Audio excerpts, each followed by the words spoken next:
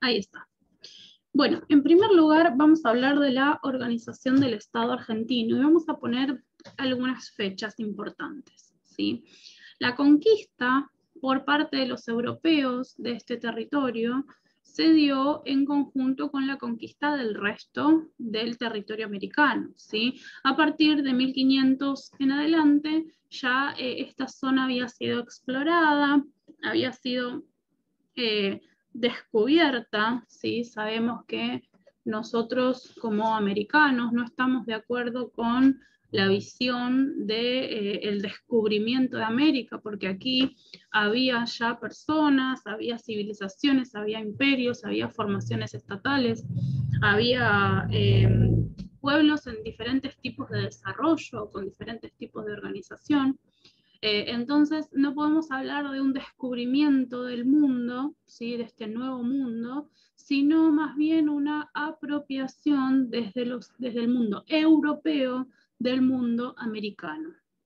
Recordemos que Europa no solo va a colonizar y a conquistar militarmente América, sino también que lo va a hacer en los otros continentes, continente africano, continente asiático y Oceanía.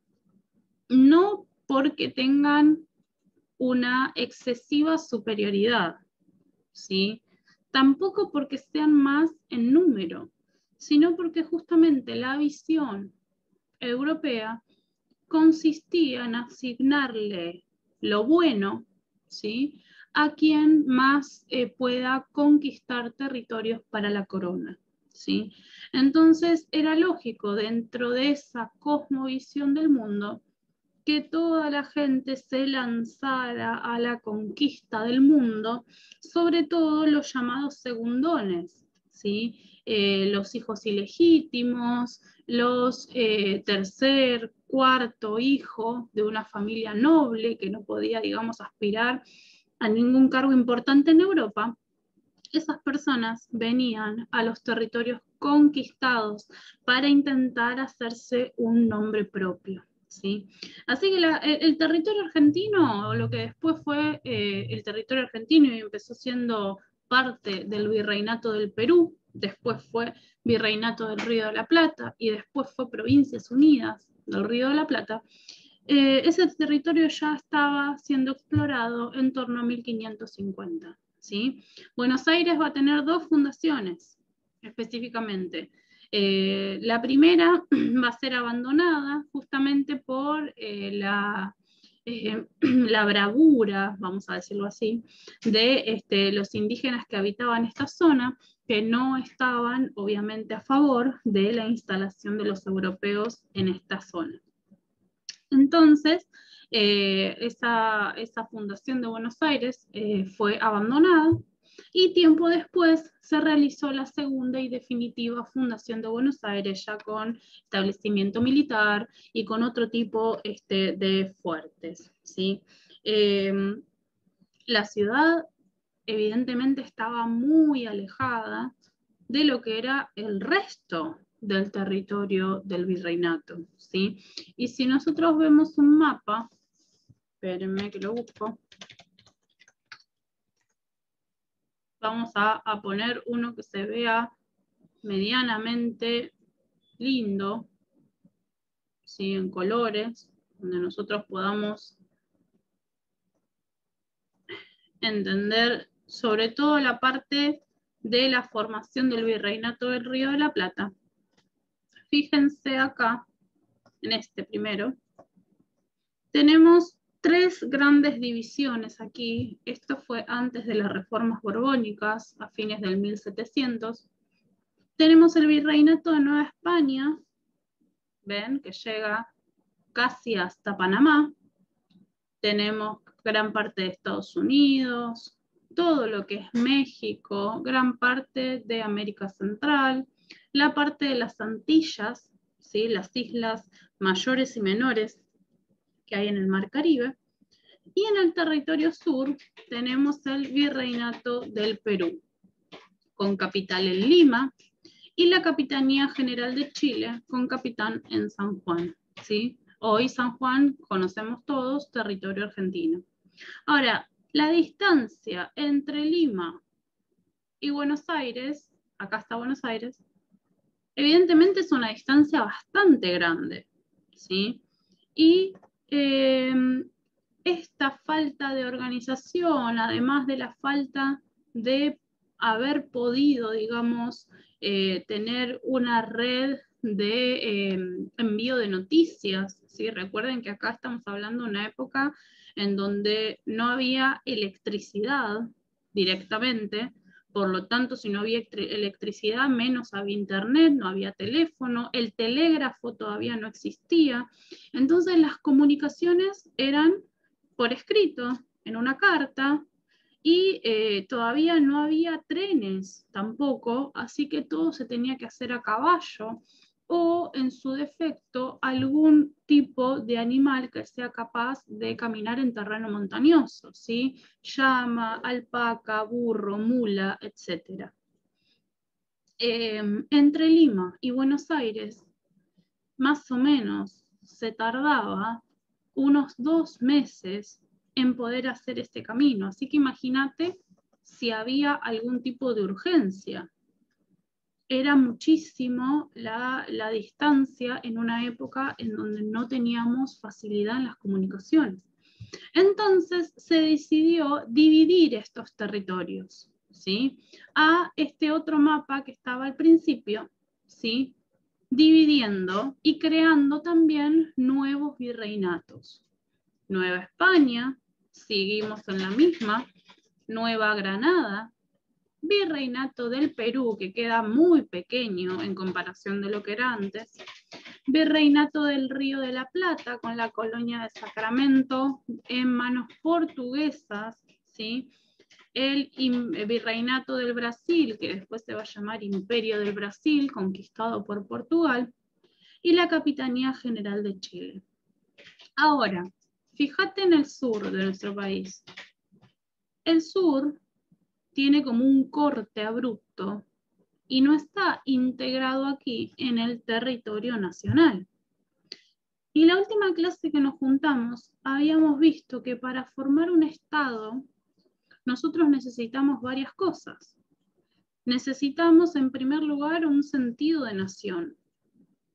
Necesitamos también un idioma común en el cual nos podamos entender. Necesitamos una unidad de territorio, ¿sí? Y obviamente necesitamos una constitución. La Constitución Nacional se va a, ¿cómo se llama? Se va a erigir, ¿sí? Va a ser firmada recién en 1853, ¿sí? 1853 va a aparecer, o va a ser firmada, va a ser declarada la primera Constitución Nacional, y a partir de allí entonces se va a encaminar la formación de un Estado, ¿sí? Fíjense que nosotros pasamos rápidamente por todo el proceso revolucionario, ¿sí? En 1810 se da la Revolución de Mayo, que lleva a 6 años de duras luchas políticas, ¿sí? Durísimas luchas políticas, luchas en relación a la independencia, también guerras de independencia, guerras entre personas de las Provincias Unidas y personas, por ejemplo, españolas, ¿sí? Luchas, etcétera, hasta que finalmente en 1816 se dan por perdidos los territorios de las Provincias Unidas y se declara la independencia, ¿sí? Territorio nacional que declara la independencia por sobre España.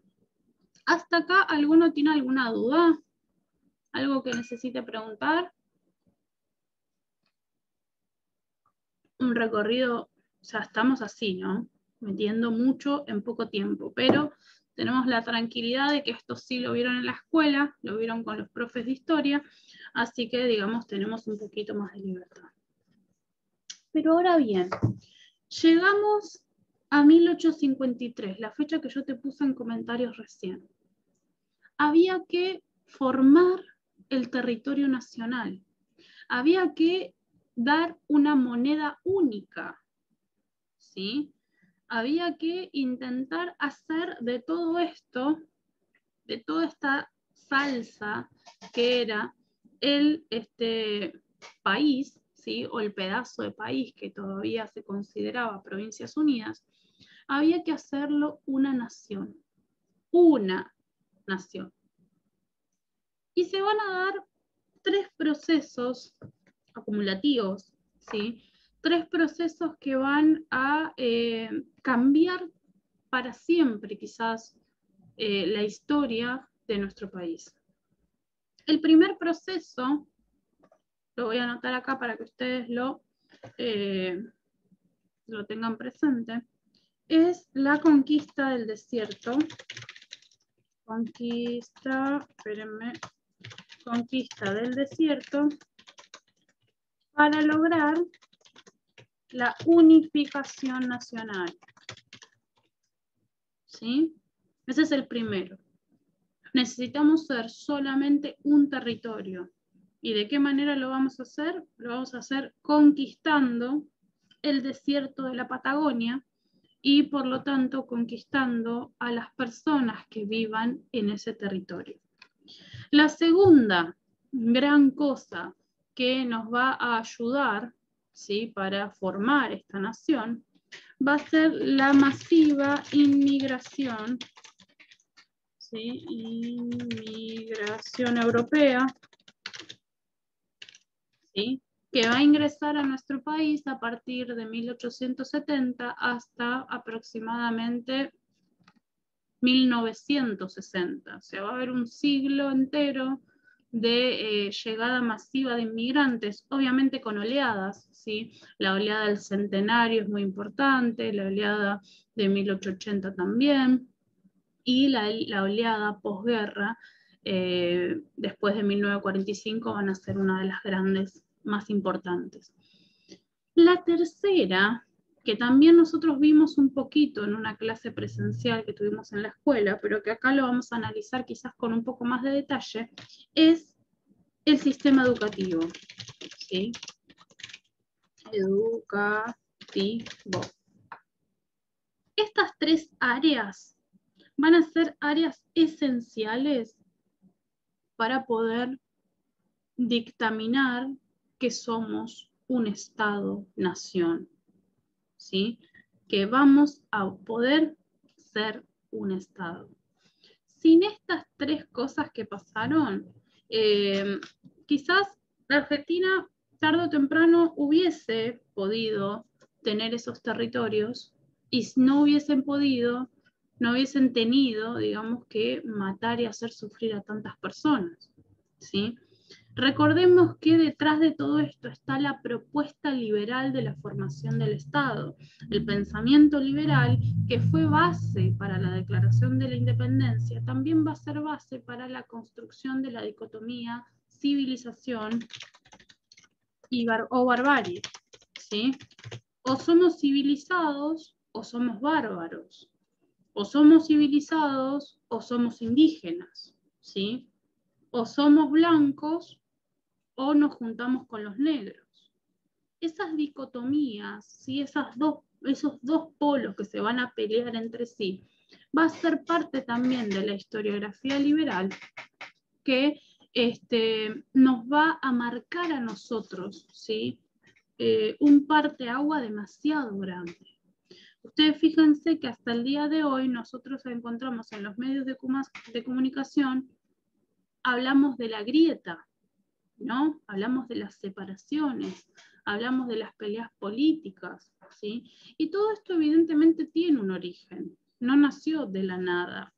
Hablamos de la dicotomía entre Buenos Aires y el interior, que a mí no me gusta llamarlo interior, pero para que ustedes me entiendan, le vamos a llamar así. Buenos Aires es una cosa y el resto de las provincias es otra.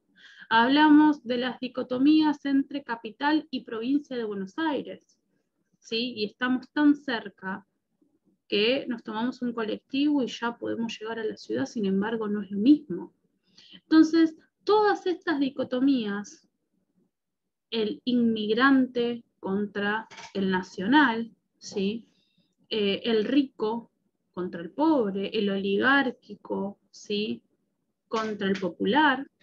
Todas estas cosas nos llevaron a poder quizás tener las divisiones que tenemos hoy en día.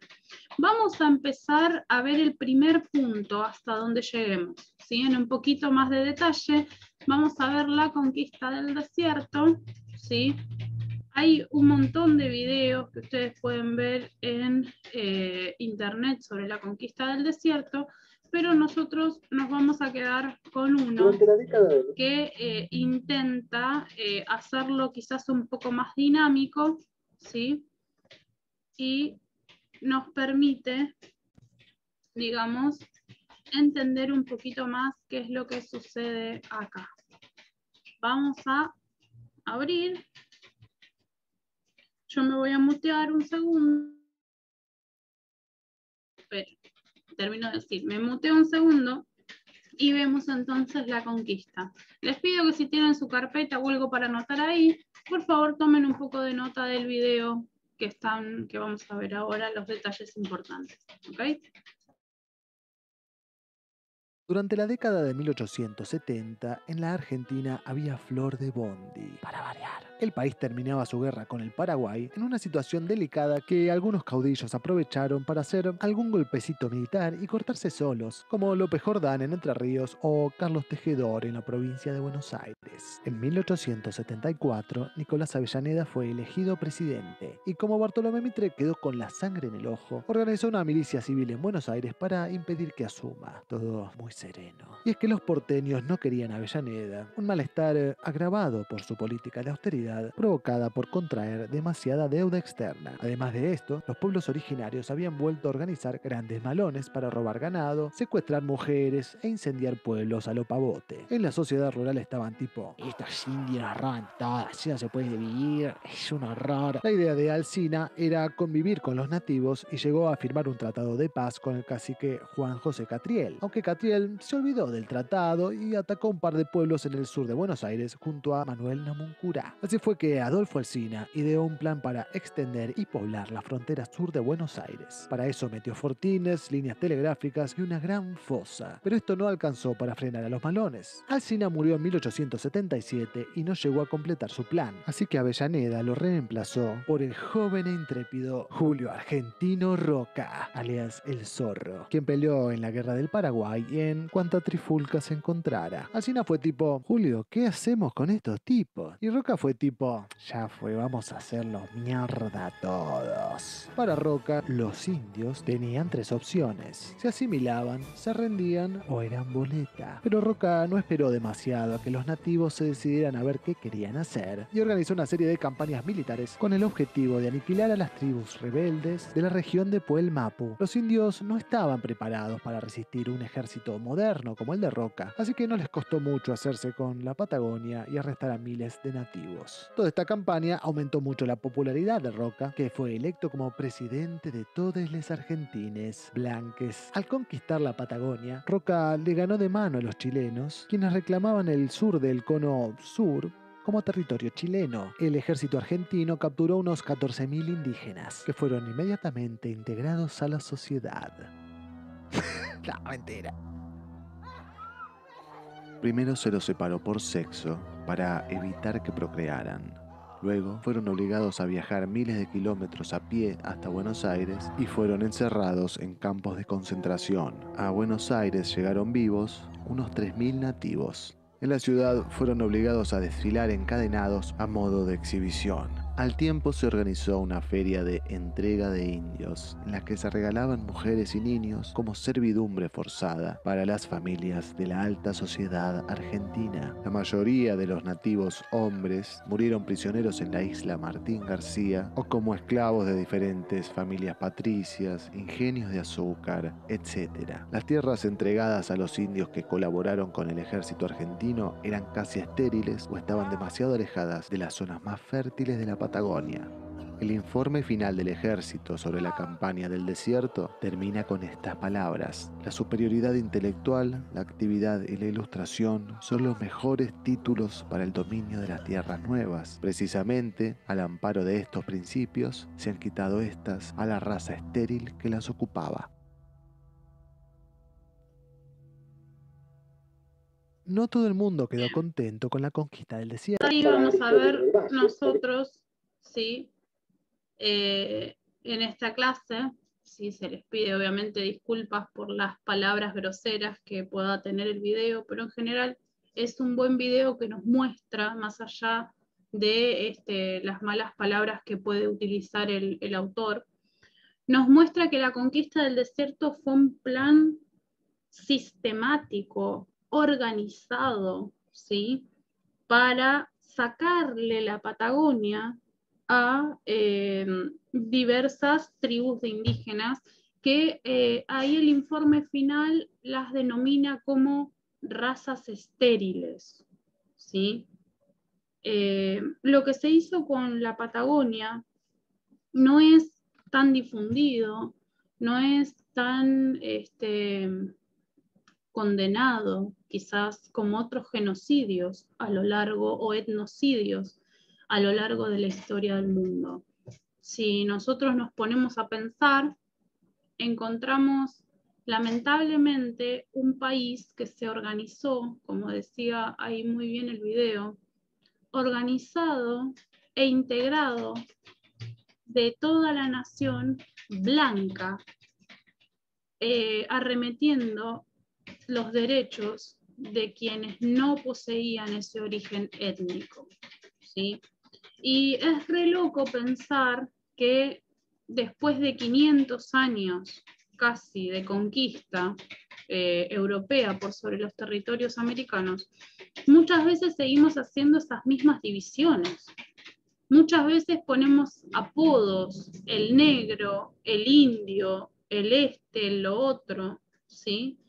Y seguimos ejemplificando quizás las diferencias que hay entre una persona que quizás tiene un origen y otra que tiene otro origen diferente. No tiene por qué, digamos, no todos tenemos por qué descender del mismo lado. Todos tenemos derecho a vivir de nuestras diferencias, ¿sí? ¿Alguno quiere decir algo? ¿Alguno quiere comentar qué le pareció? ¿Conocían la historia? ¿No la vieron nunca? A ver. ¿Alguno? No quiero hablar yo sola, ¿sí? Quiero que me respondan un poquito, ¿ok? Pero es un poco impactante cómo después de tantos años seguimos haciendo lo mismo. Lo que comentaba el video, ok, Anaí, ella no la vio. El resto, seguro capaz que lo ven este año, ahora estoy pensando que ustedes están en quinto, esto se ve en tercero y en cuarto en la secundaria, en provincia, ¿sí? Así que quizás si ustedes se esfuerzan un poquito en pensar hace 2 años, antes de la pandemia, y el año pasado, ¿sí? Se van a dar cuenta que quizás el tema lo vieron o lo escucharon por ahí o lo nombraron. Un genocidio totalmente planificado. Vos fíjate que primero los separan por sexo para que no se reproduzcan, ¿sí? O sea, tenemos un control de la natalidad no por el bien de las personas, sino directamente para que después no las tengan que matar. A los varones se los encierra en la isla Martín García prácticamente sin comida ni agua y allí se terminan muriendo, obviamente.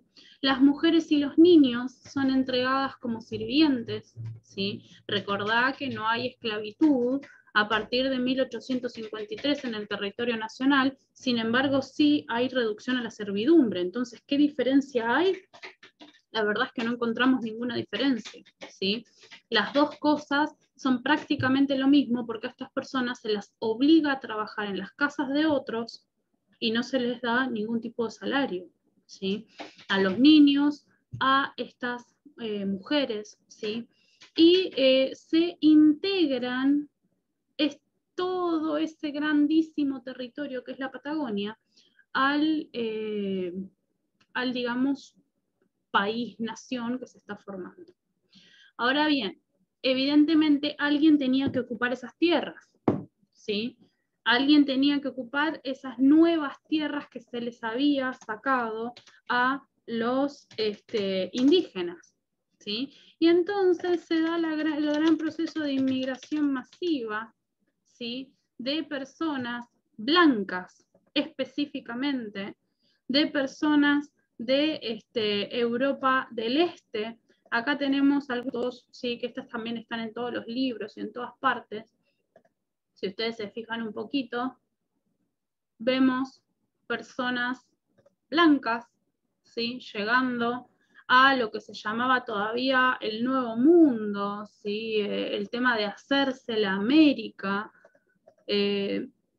Encontramos que algunos venían con algunas cosas, otros venían con lo opuesto, ¿sí? Y aquí se les daba territorios, fíjense acá, se les daban territorios, se les daban tierras, se les daban muchas más facilidades de las que se le daban en Europa. Ustedes, si se fijan también, nuestra Constitución Nacional habla de que nuestro país es para todos los que quieran habitar en él. Sin embargo, el contexto histórico en donde se da la frase es un contexto en el cual ese todos incluía únicamente a las personas liberales y a las personas blancas, ¿sí? O sea, blancas y liberales son las personas que podían venir aquí, europeas, ¿sí? El origen, el color de la piel, el origen, el bagaje cultural que tienen las personas que vienen acá, es lo que se va a buscar para poblar bien, porque parece ser que para ellos el poblamiento indígena era una raza inferior, ¿sí? Así lo denominan ellos, razas inferiores que estaba bien asesinar, dado que eran razas inútiles, inferiores, que no podían, digamos, traer nada bueno, que no era necesario que se reproduzcan. Si vos fijate qué nivel de violencia es ese, decirle a una comunidad, mira, vos a partir de acá no te podés reproducir porque no sé, no queremos más indígenas acá. Muy poquitos indígenas sobrevivieron, ¿sí? Si uno va hoy en día al sur, encontramos reservas, ¿sí? Naturales, en el cual los indígenas tienen la propiedad comunitaria de la tierra, como ellos se organizan, no propiedad privada, sino comunitaria dentro de sus comunidades. Y todavía intentan vivir lo más parecido que pueden a sus ancestros, conservando su cultura, su manera de vestir. Ya obviamente no van a andar en taparrabos, sino que se visten como las personas occidentales, ¿sí? Tienen internet, tienen camionetas, tienen trabajo fuera de su comunidad, muchos de ellos, pero intentan, ¿sí? Preservar su cultura, intentan preservar su idioma, sobre todo, ¿sí? Para que el idioma mapuche, por ejemplo, que es el que más extendido se habla en la Patagonia, y todas sus costumbres en relación a la tierra y también sus creencias, ¿sí?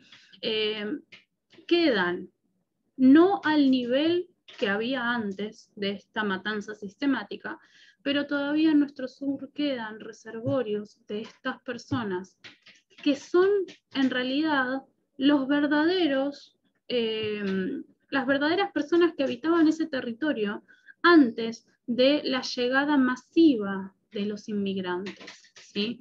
También si nosotros hoy vamos al sur, nos vamos a encontrar poblaciones o colonias, ¿sí? De personas alemanas, suecas, polacas, austríacas, ¿sí? Nos vamos a encontrar casas de té por todos lados, ¿sí? En alusión a los ingleses que vinieron a establecerse allí, sobre todo en relación al ferrocarril. Nos vamos a encontrar muchísimas cosas en este momento conviviendo, ¿sí? Los descendientes de los indígenas y los descendientes de los inmigrantes, ¿sí? Sin embargo, nosotros tenemos que saber que para formar ese Estado-nación se tuvo que asesinar a muchísimas personas y reducir a la servidumbre a otras muchísimas, ¿sí? Para no hacer un acuerdo sino con la intención de matar al otro porque ese otro supuestamente es inferior a mí. El concepto de superioridad en la visión liberal es muy, muy fuerte, ¿sí? Y eso se va a dar, en nuestro caso, con nuestros indígenas. En el caso de Europa, con la conquista africana. Yo siempre digo que la conquista del continente africano fue mucho peor que la americana.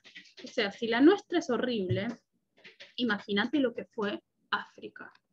África no tendría que ser el continente más pobre del mundo, al contrario, debería ser uno de los más ricos. Y sin embargo, todavía hoy sufre las consecuencias del imperialismo, de la visión liberal, ¿sí? De la visión extractiva, sacamos, sacamos, sacamos, sacamos y no devolvemos nada. Y también del concepto de superioridad que llevó, por ejemplo, a regímenes como el apartheid, ¿sí? En donde los blancos tienen todo el poder y los negros son utilizados prácticamente como animales. Entonces, todas estas cosas son cosas que nosotros tenemos que pensar cuando hablamos sobre el Estado. Nos quedará para la semana que viene, yo les voy a mandar un video desarrollando mejor el tema de la inmigración europea, y un poquito también hablando del sistema educativo, si no eso lo dejamos para más adelante, ¿sí? Las páginas que utilizamos hoy para hablar de estos temas es la página 44 y 45.